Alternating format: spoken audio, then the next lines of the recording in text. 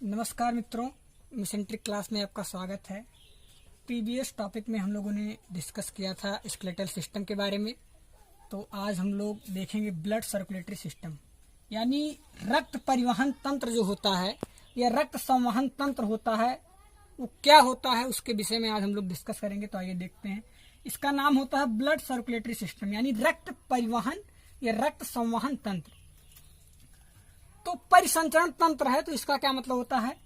परि का मतलब होता है चारों तरफ,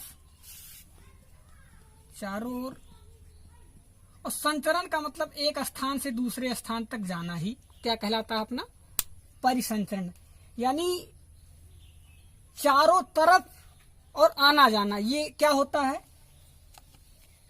किस चीज का आना जाना? यानी हमारे शरीर में बहुत सी चीज विद्यमान रहती है, जैसे oxygen, nutrients, food waste product सब विद्यमान रहते हैं। तो उन्हीं को कोशिकाओं तक पहुंचाना और कोशिकाओं से व्यर्थ पदार्थों को ले जाना ही क्या कहलाता है? परिसंचरण कहलाता है। तो आइए देखते हैं। सबसे पहले देखते हैं, study of circulatory system is known as angiology, यानी अपना जो परिवहन तंत्र का जो स्टडी यानी अध्ययन किया जाता है उसको क्या कहते हैं? एंजियोलॉजी। लॉजी जिसमें लग जाता है इसको कहते हैं स्टडी, और एनजीओ यानी इसको क्या कहते हैं? एंजियोलॉजी कहते हैं। रक्त के परिसंचरण के विषय में जो हम लोग जानते हैं इसको क्या कहते हैं? उसके स्टडी को क्या कहते हैं? एंजियोलॉजी।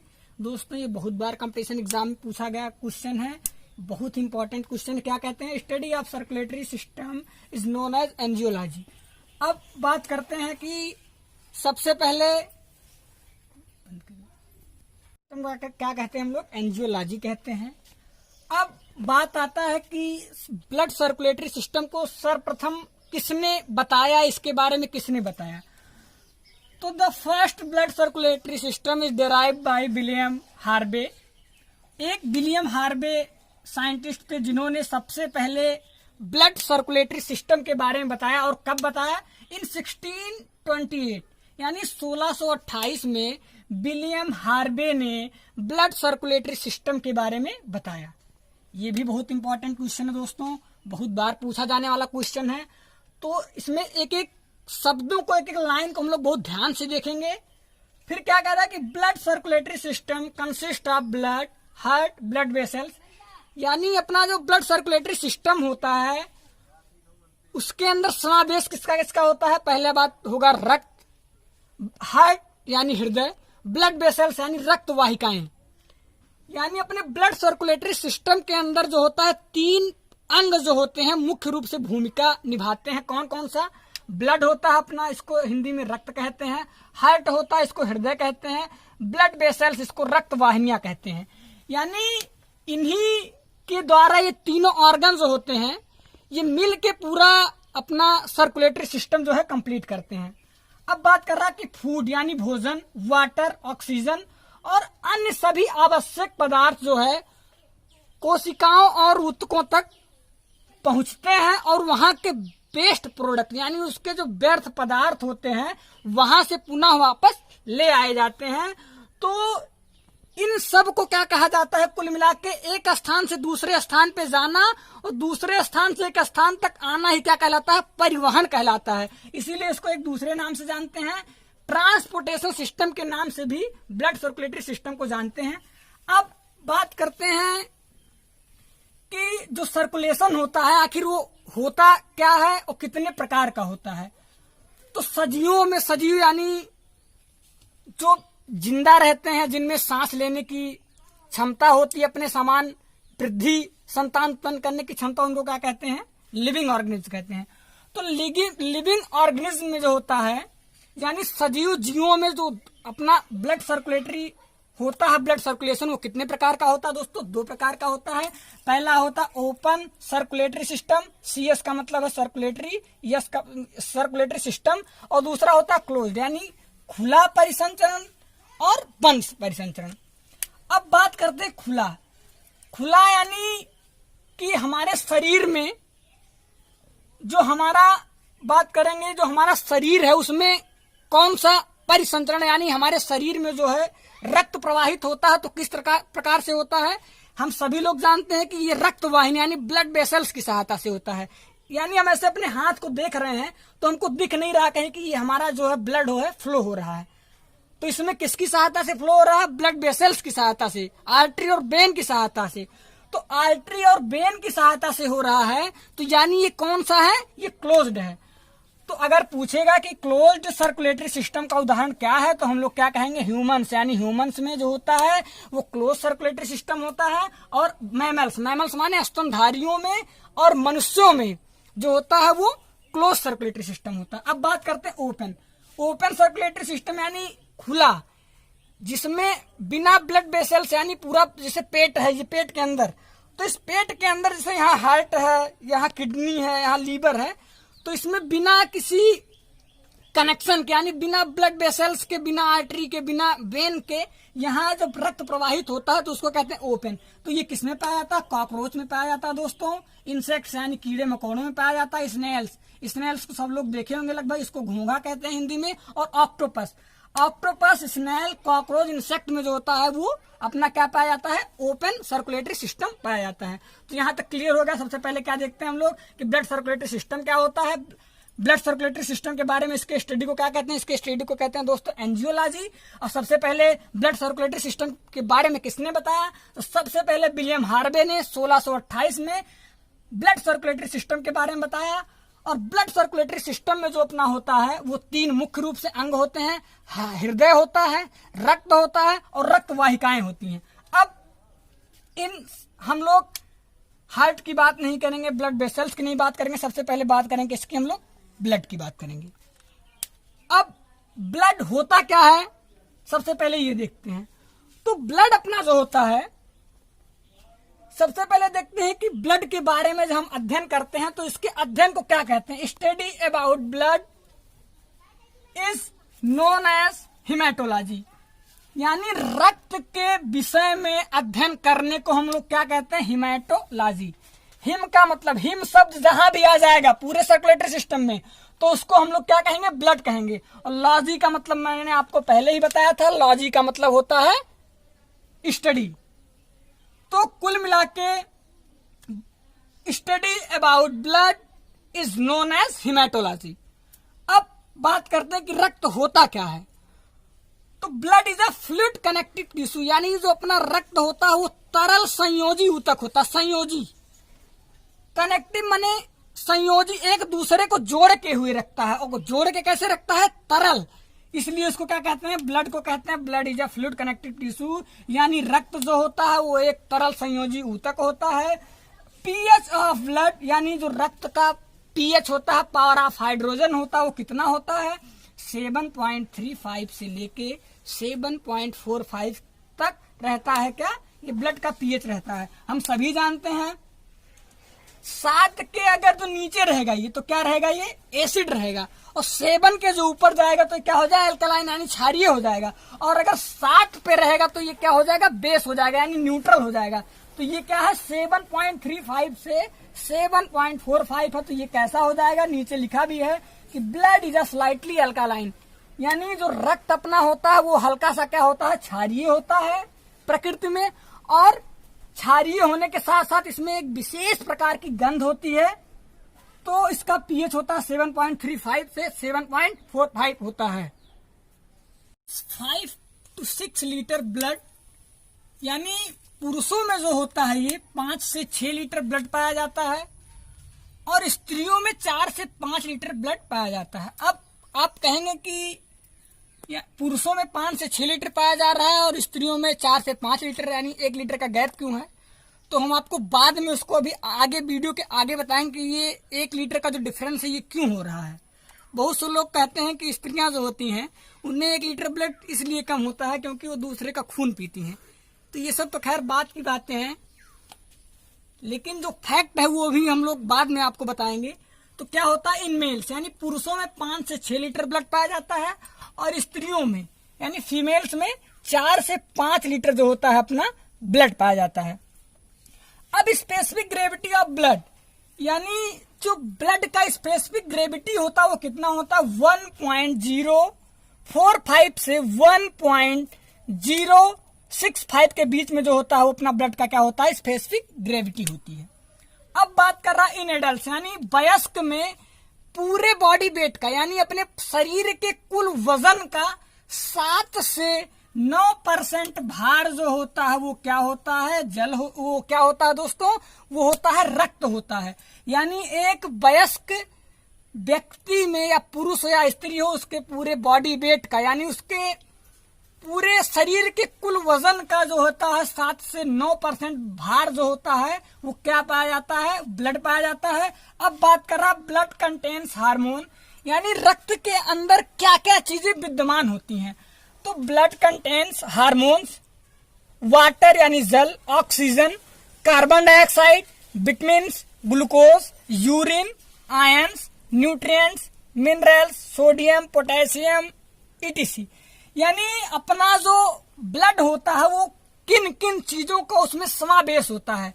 तो उसमें क्या होता है, हार्मोन्स का समावेश होता है, जल का समावेश होता है, ऑक्सीजन का समावेश होता है, कार्बन डाइऑक्साइड का होता है, बहुत सी प्रकार की विटामिन्स का होता है, ग्लूकोज का होता है, यूरिन होता है, उसमें आयंस होता है, न्यूट्रिएंट्स यानी जो पोषक तत्व उसमें विद्यमान रहते हैं, मिनरल्स यानी खनिज पदार्थ रहते हैं, सोडियम, पोटेशियम और तमाम चीजें जो होती है अपने ब्लड में क्या होती है, प्रेजेंट होती हैं, विद्यमान होती हैं। अब blood flow continuously by the help of blood vessels in the whole body यानी जो अपना रक्त होता है वो रक्त वाहिनियों की सहायता से निरंतर लगातार प्रवाहित होता रहता है। यानी अपने सर से लेके पांव तक ये क्या होता है 24 आवर्स ये क्या होता है, फ्लो होता रहता है। कैसा होता है अपने शरीर में निरंतर क्या होता है, ब्लड वेसल से अपनी ऐसे ऐसे क्या होती हैं, ब्लड वेसल तमाम पाई जाती हैं। इन्हीं के सहायता से अपने पूरी बॉडी में जो होता है क्या होता है, ब्लड जो होता है वो प्रवाहित होता रहता है यानी बहता रहता है निरंतर। अब क्या कह रहा है कि 2 types of blood flow in the body यानी हमारे जो पूरे शरीर में होता है वो 2 प्रकार का जो होता है ब्लड बहता रहता है। एक तो होता है ऑक्सीजनेटेड और दूसरा होता है डीऑक्सीजनेटेड। यानी ऑक्सीजनेटेड माने ये क्या रहेगा, इसमें O2 यानी ऑक्सीजन प्रेजेंट रहेगा और डीऑक्सीजनेटेड माने इसमें O2 और CO2 दोनों प्रेजेंट रहेगा यानी इसमें कुछ भाग कार्बन डाइऑक्साइड का भी प्रेजेंट रहेगा। अब आप कहेंगे कार्बन डाइऑक्साइड कैसे प्रेजेंट होगा, यानी जब हम सांस लेते हैं तो अपना किससे लेते हैं, नाक से लेते हैं। किससे लेते हैं, नोज से लेते हैं। नोज से लेके उसके बाद क्या विंड पाइप की सहायता से गले से होता के कहाँ पे जाता है, ये लंग्स में जाता है। लंग्स में जाके जो होता है ब्लड क्या है, मिक्स होता है। तो अपना जो है जब शरीर से हम लोग ऑक्सीजन को लेते हैं या बाहरी वातावरण से जब हम लोग सांस को लेते हैं तो उसमें क्या होता है, पूरा प्योर तो ऑक्सीजन ही नहीं हम लोग लेते हैं, कार्बन डाइऑक्साइड की भी उसमें मात्रा रहती है। तो कार्बन डाइऑक्साइड तो भाई हमारे कोई ज्यादा काम की है नहीं, तो उसको हम लोग क्या कहते हैं, उसको बाहर छोड़ देते हैं। तो वो किसके काम में आती है, पेड़ पौधों के काम में आती है। तो कुल मिला के कहीं कहीं लिखा रहता है कि प्योर ब्लड और इम्प्योर ब्लड। तो प्योर ब्लड और इम्प्योर ब्लड जो होता है ये पूर्ण रूप से गलत होता है। प्योर का मतलब शुद्ध, इम्प्योर माने अशुद्ध। यानी जब अशुद्ध रक्त हमारे हृदय में बहेगा या हमारे पूरे शरीर में बहेगा तो हमारी क्या होगी, मृत्यु हो जाएगी। तो इसलिए इसको प्योर इम्प्योर के नाम से नहीं जानते हैं, इसको किसके नाम से जानते हैं, इसको क्या कह सकते हैं हम लोग, ऑक्सीजनेटेड और डीऑक्सीजनेटेड। क्या कहते हैं इसको, ऑक्सीजनेटेड और डीऑक्सीजनेटेड। यानी 2 types of blood flow in the body, first is oxygenated and second is deoxygenated. यानी ऑक्सीजनेटेड ब्लड जिसमें क्या रहेगा, ऑक्सीजनेटेड में रहेगा ऑक्सीजन की अधिकता रहेगी और डीऑक्सीजनेटेड में क्या रहेगी, कार्बन डाइऑक्साइड की अधिकता रहेगी। अब बात कर रहा है कि ब्लड इज अ कोलाइडी सोल्यूशन। यानी जो अपना रक्त होता है वो कोलाइडी विलयन होता है। हम लोग केमिस्ट्री में पढ़े होंगे कि कोलाइडी विलयन क्या होता है। कोलाइडी विलयन वह होता है कि जब हम किसी तरल पदार्थ को कपड़े से छानते हैं, कपड़े से छानेंगे तो उसमें से कुछ भाग यानी कुछ पार्टिकल्स जो रहेगी वो कपड़े के ऊपर ही रह जाएगी। तो उसी ऐसे विलयन को हम लोग क्या कहते हैं, कोलाइडी विलयन कहते हैं। कौन सा विलयन कहते हैं दोस्तों, कोलाइडी विलयन कहते हैं। तो जो अपना जो अपना ब्लड होता है वो कैसा होता है, कोलाइडी विलयन होता है। और formation of blood is in bone marrow. यानी अपना जो ब्लड होता है वो बनता कहाँ है, बोन मैरो में बनता है। और बोन मैरो जो अपनी ये समझ लीजिए कि अपनी ये बोन हो गई, ये बोन हो गई, तो इसके अंदर का जो खाली भाग होता है उसको हम लोग क्या कहते हैं, बोन मैरो कहते हैं। इसी के अंदर जो होता है फॉर्मेशन होता है अपना ब्लड का। तो पूछेगा कि फॉर्मेशन ऑफ ब्लड यानी जो रक्त होता है अपना बनता कहाँ, तो बनता कहाँ है, बोन मैरो में बनता है। अब taste of blood is salty, यानी अपने जो रक्त होता है उसका जो स्वाद होता है वो कैसा होता है दोस्तों, नमकीन होता है। तो हम लोगों ने क्या देखा कि ब्लड जो होता है अपना एक तरल संयोजी ऊतक होता है। इसका पीएच मान देखा हम लोगों ने, इसकी स्पेसिफिक ग्रेविटी देखी, क्वांटिटी देखा, कितना पुरुषों में स्त्रियों में कितना कितना पाया जाता है, ब्लड के अंदर प्रेजेंट क्या क्या रहता है, ब्लड कितने प्रकार का होता है और इसका स्वाद कैसे होता है। तो आइए देखते हैं आगे। अभी तक हम लोगों ने देखा कि ब्लड होता क्या है और ब्लड सर्कुलेटरी सिस्टम का इंट्रोडक्शन देखा। अब हम लोग क्या देखेंगे कि कंपोनेंट्स ऑफ ब्लड, यानी रक्त जो होता है वो बनता किससे है, उसमें किन किन चीजों का समावेश होता है। तो ब्लड जो है देखने में क्या होता है, तरल लगता, क्या है, तरल दिखाई देता है, लेकिन वो पूर्ण रूप से तरल होता नहीं है। ब्लड में जो होता है वो दो पार्ट से मिलकर बना होता है, एक सॉलिड और एक लिक्विड। तो जो सॉलिड पार्ट होता है उसको हम लोग क्या कहते हैं, सॉलिड पार्ट को कहते हैं ब्लड वेसल्स, यानी रक्त कोशिकाएं या रक्त कणिकाएं कहते हैं। और जो ब्लड के अंदर लिक्विड यानी तरल पदार्थ रहता है उसको हम लोग क्या कहते हैं, प्लाज्मा कहते हैं। यानी अपना जो पूरा रक्त होता है वो तरल और ठोस दोनों चीजों से मिलकर बना होता है। केवल ये देखने में द्रव प्रतीत होता है लेकिन ये पूर्ण रूप से द्रव होता नहीं है। तो अब बात करते हैं कि पूरे ब्लड में जो होता है प्लाज्मा 55% यानी 55% पाया जाता है, और ब्लड सेल्स या ब्लड कार्पसल्स यानी रक्त कोशिकाएं या रक्त कणिकाएं कितनी पाई जाती है, 45% पाई जाती हैं। अब जब हम लोग ब्लड सेल्स का क्लासिफिकेशन करते हैं तो इसको तीन पार्ट इसके अंदर डिवाइड किया जाएगा। तो इसके तीन पार्ट होते हैं, पहला आरबीसी, दूसरा डब्ल्यूबीसी और तीसरा क्या होता है, platelets.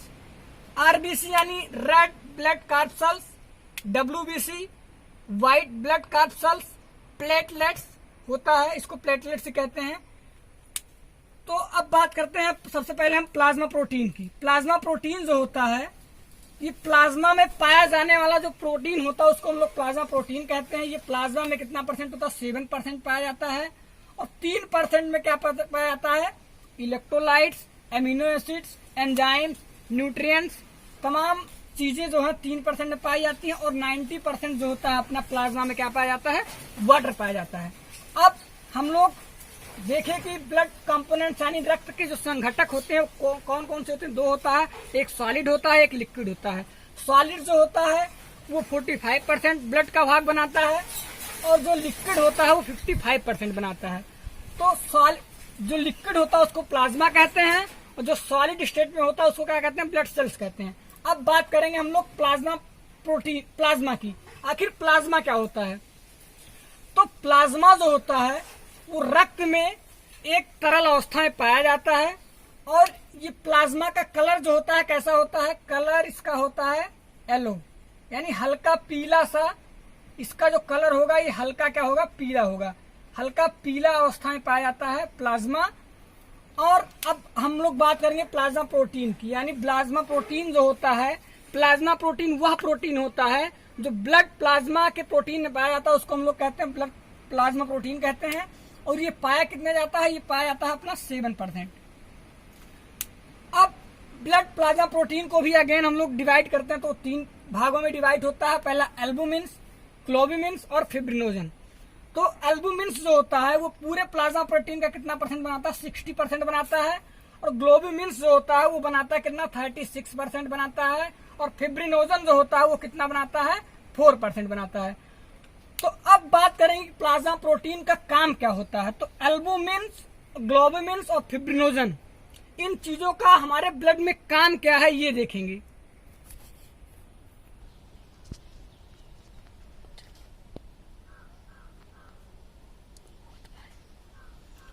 Most plasma protein synthesise in liver, यानी जो अधिकतर जो प्लाज्मा प्रोटीन होती है उनका निर्माण कहाँ पे होता है? वो कहाँ पे होता है दोस्तों? लीवर में होता है। कहाँ पे होता है? लीवर में होता है। ब्लड गामा ग्लोबुलिन इन लिम्फोसाइट। लेकिन जो गामा लिम्फोसाइट होती है या गामा प्रोटीन जो होती है प्लाज्मा प्रोटीन, उसका निर्माण कहाँ पे होता है? लिम्फोसाइट में होता है। अब they are responsible to creating osmotic pressure, यानी ये किसके लिए जिम्मेदार होती हैं? ऑस्मेटिक प्रेशर यानी परासरणीय दाब। परासरणीय दाब जो होता है ये किसके कारण से मेंटेन रहती है? ये रहती है अपनी प्लाज्मा प्रोटीन के कारण। जो अपने प्लाज्मा प्रोटीन जो होता है वो क्या मेंटेन करके हुए रखता है? ऑस्मेटिक प्रेशर को, यानी परासरणीय दाब को मेंटेन करके रखता है। एल्बुमिन ग्लोबुलिन रेशियो इज 2:1, यानी एल्बुमिन और ग्लोबुलिन का जो रेशियो होता है वो कितना होता है? 2:1 होता है। तो अब बात करते हैं इम्यूनोग्लोबिन क्या होता है। इम्यूनोग्लोबिन जो होता है वो हमारे शरीर के प्रतिरक्षण का काम करती है। तो ये कितने प्रकार के? देयर आर 5 टाइप, ये 5 प्रकार की होती हैं। IgA, IgM, IgE, IgD,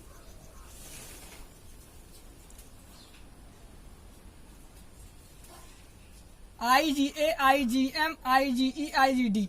अब इसको हम याद करने का तरीका आपको बताते हैं कि 5 इम्यूनोग्लोबिन को आप कैसे याद करेंगे। तो इसको हम लोग याद करेंगे गेम्ड, GAMED, GAMED। इसको कैसे याद करेंगे? GAMED। ये 5 अपनी क्या होगी? इम्यूनोग्लोबिन। इसमें क्या आगे लगा देना? खाली IG लगा देना, यानी IG लगा देंगे तो क्या हो जाएगा? Immunoglobulin. Immunoglobulin G, immunoglobulin A, immunoglobulin M, immunoglobulin E, immunoglobulin D। तो इसको कैसे याद करेंगे? हम गेम से याद करेंगे दोस्तों। ये बहुत ही आसान ट्रिक है। इसको हम लोग स्क्रीनशॉट लेके देखेंगे और इसको 3-4 बार आप देखेंगे तो एक ही बार में याद हो जाएगा। अब हम लोग बात करते हैं ब्लड के कंपोनेंट्स की। बात किए तो प्लाज्मा की बात हो गई। अब बात करते हैं कि प्लाज्मा कितना पाया जाता है? 55% पाया जाता है। अब बात करेंगे 45% में जो पूरे ब्लड में होता है क्या पाया जाता है? वो ब्लड कार्पसेल्स या ब्लड सेल्स पाया जाता है, जिसको हिंदी में कहते हैं रक्त कणिकाएं। क्या कहते हैं दोस्तों? रक्त कणिकाएं। ये कितनी पाई जाती है अपने पूरे ब्लड में? कितनी पाई जाती हैं? 45% पाई जाती हैं। 45% पाई जाती हैं। तो अगेन इसको डिवाइड करते हैं तो इट्स डिवाइडेड इनटू 3 पार्ट्स। कौन कौन सा? RBC, WBCs and third is platelets. अब बात करेंगे हम लोग किसकी? अभी हम लोग RBC की बात करेंगे, WBC और प्लेटलेट्स की बात हम लोग आगे करेंगे। तो अब देखते हैं कि आखिर रेड ब्लड कार्पसेल्स या रेड ब्लड सेल्स होता क्या है। तो इसको हिंदी में कहते हैं लाल रक्त कणिकाएं। क्या कहते हैं? लाल रक्त कणिकाएं। और RBC को एक दूसरे नाम से भी हम लोग जानते हैं, उसको क्या कहते हैं? Also known as erythrocytes. यानी अगर इरिथ्रोसाइट्स कहेगा या RBC कहेगा तो हम लोग क्या जानेंगे कि RBC की बात कर रहा है। इसको आल्सो नोन एज इरिथ्रोसाइट, इसको एक दूसरे नाम से भी जानते हैं, इसको क्या कहते हैं? इरिथ्रोसाइट्स कहते हैं। RBC are biconcave in shape. जो RBC यानी लाल रक्त कणिकाओं का जो आकार होता है वो कैसा होता है दोस्तों? अवतल होता है। कैसा होता है? अवतल होता है। ये शेप में कैसी होती हैं? अवतल होती हैं। RBC produce in red bone marrow. जो RBC का फॉर्मेशन होता है वो कहाँ पे होता है दोस्तों? रेड बोन मैरो में होता है। लाल अस्थि मज्जा इसको हिंदी में कहते हैं, लाल अस्थि मज्जा कहते हैं। तो इसका फॉर्मेशन कहाँ पे होता है? अस्थि मज्जा, लाल अस्थि मज्जा में होता है। अब न्यूक्लियस एब्सेंट इन RBC, अपना जो RBC यानी रेड ब्लड कार्पसेल्स में होती है उसमें क्या होता है? न्यूक्लियस एब्सेंट रहता है, यानी न्यूक्लियस उसमें अनुपस्थित रहता है और उसके स्थान पे क्या पाया जाता है? इसमें हीमोग्लोबिन पाया जाता है। इसी के कारण जो ब्लड का कलर होता है वो कैसा होता है दोस्तों? लाल होता है। अब हम लोग देख लिए कि इसके दूसरे नाम से किससे जानते हैं? इरिथ्रोसाइट के नाम से जानते हैं। इसका शेप देख लिए कि बाइकॉनकेव शेप यानी अवतल होता है। इसका प्रोडक्शन कहाँ पे होता है? फॉर्मेशन कहाँ पे होता है? तो होता है रेड बोन मैरो में होता है। अब इसमें क्या होता है, न्यूक्लियस एब्सेंट होता है और क्या प्रेजेंट होता है, हीमोग्लोबिन प्रेजेंट होता है। अब बात करते हैं लाइफ स्पेन, यानी जो अपना आरबीसी होता है उसका जीवन काल कितना होता है। तो लाइफ स्पेन जो अपना वयस्क में होगा, स्त्री या पुरुष में, इसका जीवन काल जो होता है वो 90 to 120 डेज होता है, यानी 90 से 120 दिन होता है। इन न्यूनेटल यानी न्यू बॉर्न नवजात शिशुओं में जो होगा ये कितना होगा, 60 से 80 दिन होगा। क्यों होगा 60 से 80 दिन? क्योंकि जब बच्चे पैदा होते हैं तो उनकी हड्डियां जो है पूरी तरह से विकसित नहीं हुई रहती हैं, उनके अंदर आरबीसी का प्रोडक्शन तुलनात्मक कम होता है, इसलिए उनका जो जीवन काल होता है आरबीसी का वो 60 to 80 डे होता है। कितना होता है दोस्तों, 60 to 80 डे, यानी 60 से 80 दिन तक होता है। अब बात कर रहा है अमाउंट, आरबीसी का जो अमाउंट होता है हमारे शरीर में कितना पाया जाता है, वो पाया कितना जाता है दोस्तों, 4 से 6 लाख मिलियन mm³ उसको अगर वो देखते हैं तो 40 से 60 लाख पर mm ऑफ स्क्वायर जो है पाया जाता है अपने पूरे बॉडी में। कितना पाया जाता है, 40 से 60 लाख पाया जाता है। अब process of formation is known as erythropoiesis. जो आरबीसी के बनने की जो प्रोसेस होती है उसको क्या कहते हैं, एरिथ्रोपोइसिस। पोइसिस शब्द जहां पे आ जाएगा वहां पे क्या हो जाएगा, फॉर्मेशन हो जाएगा। क्या हो जाएगा, उसका मतलब क्या होगा, फॉर्मेशन यानी प्रोडक्शन, बनना होता है, तो एरिथ्रोपोइसिस कहलाता है। और इसके टूटने की जो होती है यानी प्रोसेस ऑफ फॉर्मेशन, जो आरबीसी के बनने की प्रोसेस को क्या कहते हैं, एरिथ्रोपोइसिस कहते हैं। और इसके जो ब्रेक डाउन यानी इसके टूटने की प्रोसेस को क्या कहते हैं, लाइसिस कहते हैं, एरिथ्रोलाइसिस। जहां पे पोइसिस वहां पे क्या लगा देंगे, लाइसिस। लाइसिस जहां पे हो गया वहां पे क्या होगा, ब्रेक डाउन होगा। क्या होगा दोस्तों, टूटना जहां पे होगा वहां पे क्या होगा, लाइसिस होगा। और पोइसिस जहां पे होगा वहां पे क्या होगा, फॉर्मेशन होगा। तो यहां तक आप लोगों को समझ में आ गया होगा कि देखते हैं सबसे पहले अभी तक हम लोगों ने क्या देखा कि ब्लड सेल्स में हम लोगों ने देखा आरबीसी। अब आरबीसी में प्रेजेंट क्या रहता है, हीमोग्लोबिन। उसी के कारण क्या होता है, उसका कलर लाल होता है। तो अब बात करते हैं हीमोग्लोबिन क्या होता है। तो हीमोग्लोबिन को हम लोग शॉर्ट फॉर्म में कहते हैं एचबी। कहीं कहीं कैपिटल में लिखा रहता है एच और स्मॉल में बी, और कहीं कहीं स्मॉल भी लिखा रहता है, तो दोनों सही है। तो अब बात करते हैं कि हीमोग्लोबिन क्या होता है। तो हीमोग्लोबिन को जब हम लोग तोड़ते हैं तो ये दो शब्दों से मिलकर बना होता है। पहला होता है हिम और दूसरा होता है ग्लोबिन। तो हिम जो होता है अपने हीमोग्लोबिन का जो कितना परसेंट भाग बनाता है, वो 5% बनाता है। और ग्लोबिन जो होता है वो 95% पार्ट बनाता है। अब हिम मतलब क्या होता है, आयरन। ये जो अपना हिम होता है आयरन युक्त एक पिगमेंट होता है। पिगमेंट को हिंदी में वर्णक कहते हैं। इसी के कारण जो है कलर का डिटर्मिनेशन होता है, इसी कारण से ये लाल होता है। और प्रोटीन, ग्लोबिन का मतलब होता है प्रोटीन, और प्रोटीन होता है ये। अब बात करते हैं हीमोग्लोबिन इज अ फॉर्म का excessive compulsive complex synthesised protein, यानी जो अपना हीमोग्लोबिन होता है वो अत्यधिक जटिल संश्लेषित क्या होता है, प्रोटीन होता है। जो अपना हीमोग्लोबिन होता है ये प्रोटीन का एक प्रकार होता है। कैसा प्रोटीन, अत्यधिक जटिल संश्लेषित जो होता है प्रोटीन होता है ये, जो कि 95% इसमें प्रोटीन में क्या पाया जाता है, ग्लोबिन पाया जाता है। और 5% जो होता है अपना क्या पाया जाता है, हिमेटिन पाया जाता है। तो पूछेगा तो हम लोग क्या कहेंगे कि haemoglobin is a type of excessive compulsive synthesised protein. जो हीमोग्लोबिन होता है वो क्या होता है, एक अत्यधिक जटिल संश्लेषित प्रोटीन का एक प्रकार होता है, जो दो चीजों से मिलकर बना होता है। पहला होता है ग्लोबिन, दूसरा होता है हिमेटिन। ग्लोबिन जो होता है 95% पाया जाता है, और हिमेटिन जो होता है वो कितना परसेंट पाया जाता है, 5% पाया जाता है। अब बात करते हैं कि जो हीमोग्लोबिन होता है उसकी मात्रा यानी अमाउंट जो है हमारे शरीर में कितना पाया जाता है, कि जिसके कारण से हमारा जो रक्त होता है वो लाल होता है। तो अगर जो at the time of birth यानी जन्म के समय जो होता है हीमोग्लोबिन कितना परसेंट होता है, वो होता है 80% यानी 18% होता है। और जब आदमी एडल्ट, जब हम लोग वयस्क हो जाते हैं तो पुरुषों में जो पाया जाता है ये पाया जाता है 14 to 16 ग्राम पर डीएल, 14 से 16 ग्राम पाया जाता है। और फीमेल में कितना पाया जाएगा, 12 से 14 ग्राम पर डीएल पाया जाएगा। ये अपना हीमोग्लोबिन पाया जाता है। अब बात करेंगे कि जो मैंने आपको पहले ही बताया था कि 1 लीटर का जो गैप होता है और हीमोग्लोबिन और ब्लड जो है स्त्रियों में 1 लीटर कम क्यों होता है। तो कम इसलिए होता है, female have low RBCs count in comparison to male because of MC blood loss. यानी हम सभी लोग जानते हैं कि जो महिलाओं में मेंस्ट्रुअल साइकिल होता है वो हर महीने क्या होता है, ब्लड का लॉस होता है। तो उस ब्लड के लॉस, जब ब्लड लॉस होता है हर महीना, तो उसी के कारण इसमें लिखा है, एनसीईआरटी ने मेंशन भी किया है इसको कि ये जो होता है ये 1 लीटर कम क्यों होता है। तो लिखा है कि female have low RBCs count in comparison to male, यानी पुरुषों की तुलना में जो होता है आरबीसी की जो गिनती होती है कम होती है, because of MC blood loss, क्योंकि जो स्त्रियों में होता है ये हर मंथ जो होता है वो मेंस्ट्रुअल ब्लड लॉस के कारण इसमें जो होता है ये काउंट में कमी आती है।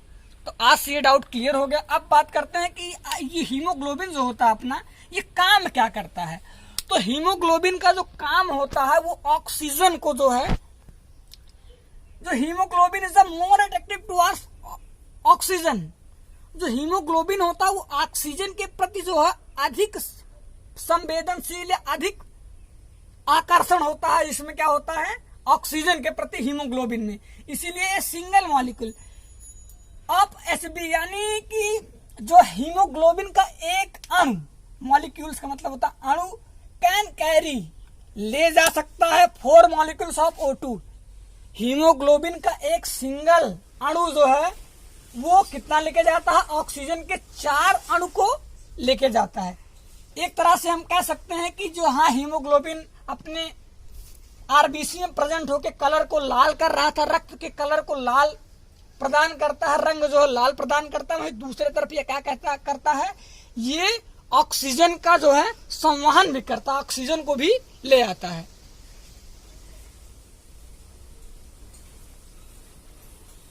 बीसी की हम लोग बात कर लिए, बात करें क्या दूसरा होता है डब्ल्यूबीसी। डब्ल्यूबीसी को जो हम लोग क्या किस नाम से जानते हैं, ल्यूकोसाइट को के नाम से जानते हैं। आरबीसी को जानते थे एरिथ्रोसाइट के नाम से, डब्ल्यूबीसी को एक दूसरे नाम से जानते हैं, इसको ल्यूकोसाइट कहते हैं। जो इसका लाइफ स्पैन होता है, यानी डब्ल्यूबीसी का जो लाइफ स्पैन होता है 16 से 21 दिन होता है, यानी 16 से 21 दिन होता है। अमाउंट जो होता है, इसकी मात्रा कितनी पाई जाती है, ये 4000 से लेकर 11000 mm³ ऑफ ब्लड पाया जाता है। आरबीसी में तो क्या हो रहा था, उसमें न्यूक्लियस एब्सेंट था, और यहाँ पे क्या होगा डब्ल्यूबीसी में, वहां पे न्यूक्लियस के स्थान पे क्या था, हीमोग्लोबिन प्रेजेंट था। यहाँ पे क्या होगा, इसके साइटोप्लाज्म में न्यूक्लियस प्रेजेंट होगा। ये व्हाइट ब्लड सेल्स जो होता है अपना, ये 2 पार्ट में डिवाइड होता है, ग्रेन्युलोसाइट्स और एग्रेनोसाइट। ग्रेन्युलोसाइट्स यानी इसके साइटोप्लाज्म में जो होती हैं वो ग्रेन्यूल्स यानी कणिकाएं जो होती हैं वो पाई जाती है, उसको ग्रेन्युलोसाइट्स कहते हैं। और जिसमें ये ग्रेन्यूल्स यानी कणिकाएं जो होती है सूल की तरह होती हैं, इसमें प्रेजेंट होती हैं, इसमें क्या होती है, एब्सेंट होंगी। तो ये क्या होगा, ये होगा ए ग्रेन्युलोसाइट, और ग्रेन्युलोसाइट में क्या होगी, कणिकाएं प्रेजेंट होंगी। अब ग्रेन्युलोसाइट को हम लोग अगेन 3 पार्ट में डिवाइड करते हैं। First is इस्नोफिल्स, basophil, neutrophil. जो इस्नोफिल्स होती है वो कितनी % पाई जाती है, 1 से लेकर 6% पाई जाती है। बेसोनोफिल्स जो पाई जाती है वो 0 से 1% पाई जाती है। न्यूट्रोफिल्स जो पाई जाती है वो 60 to 70% पाई जाती है। अब बात करते हैं एग्रेनोसाइट। एग्रेनोसाइट को जब हम लोग डिवाइड करते हैं तो ये भी 2 पार्ट में डिवाइड होता है, एक लिम्फोसाइट और दूसरा होता है मोनोसाइट। लिम्फोसाइट को हम डिवाइड करते हैं तो ये भी 2 पार्ट में डिवाइड होता है, टी लिम्फोसाइट और दूसरा होता है बी लिम्फोसाइट। कौन कौन सा, टी लिम्फोसाइट और बी लिम्फोसाइट। अब कुल मिला के हम लोग को ये नाम याद करना है, इसका हम लोग एक स्क्रीनशॉट लेंगे, वीडियो के बाद इसको ध्यान से देखें कि डब्ल्यूबीसी का क्लासिफिकेशन करते हैं तो इसका लाइफ स्पैन 16 से 21 दिन होता है, अमाउंट कितना होता है और इसके पार्ट क्या होते हैं। इसके 2 मेन पार्ट होते हैं, ग्रेन्युलोसाइट, एग्रेनोसाइट। ग्रेन्युलोसाइट के 3 पार्ट होते हैं, न्यूट्रोफिल्स, इसिनोफिल्स, बेसोफिल्स। और एग्रेनुलोसाइट के 2 पार्ट्स होते हैं, लिम्फोसाइट, मोनोसाइट। अब लिम्फोसाइट को अगेन 2 भागों में डिवाइड करते हैं, तो कौन कौन सा होता है, टी लिम्फोसाइट और बी लिम्फोसाइट।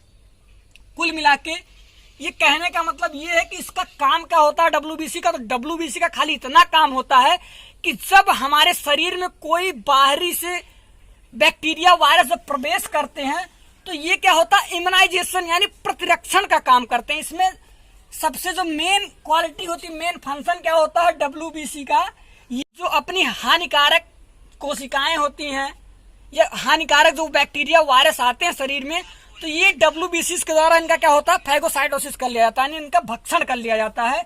तो कुल मिला के WBC जो होती है हमारे प्रतिरक्षण का काम करती हैं और हमारे शरीर को क्या है इम्यूनिटी प्रदान करती हैं, हमारे शरीर को क्या है रोगों से बचाती हैं, यही काम होता है WBC का। अब लास्ट बात करते हैं प्लेटलेट्स की। तो प्लेटलेट्स को एक अलग नाम से भी जाना जाता है, इसको कहते हैं थ्रोम्बोसाइट। जैसे RBC को इरिथ्रोसाइट, WBC को ल्यूकोसाइट और प्लेटलेट्स को क्या कहते हैं थ्रोम्बोसाइट के नाम से जानते हैं। जो अमाउंट होता है वो कितना होता है 2,40,000 से लेकर 2,50,000 mm³ जो होता है ये प्लेटलेट्स अपने शरीर में पाया जाता है। इसका जो जीवन काल होता है 5 से 9 दिन होता है। ये किसमें इसका काम क्या होता है, इसका जो मेन काम होता है थ्रोम्बोसाइट का, ये रक्त का थक्का जमाने में क्या है मदद करती हैं। तो आइए फिर से एक बार हम लोग देखते हैं जब क्लासिफिकेशन हम लोग करते हैं ब्लड का, तो ब्लड का क्लासिफिकेशन करते हैं तो ब्लड जो है कंपोनेंट्स में 2 चीजों से बना है, ब्लड प्लाज्मा, ब्लड सेल्स। तो ब्लड प्लाज्मा जो होता है अपना 55% यानी 55% होता है, ब्लड और जो होता है अपना ब्लड सेल 45 प्लाज्मा में होता है, प्लाज्मा प्रोटीन पाया जाता है उसमें होता है, और ब्लड सेल्स में होता है ब्लड सेल्स पाई जाती है RBC, WBC और प्लेटलेट्स। तो RBC को दूसरे नाम से इरिथ्रोसाइट के नाम से जानते हैं, WBC को दूसरे नाम से ल्यूकोसाइट के नाम से जानते हैं, प्लेटलेट्स को दूसरे नाम से जानते हैं, किसको थ्रोम्बोसाइट को नाम से जानते हैं।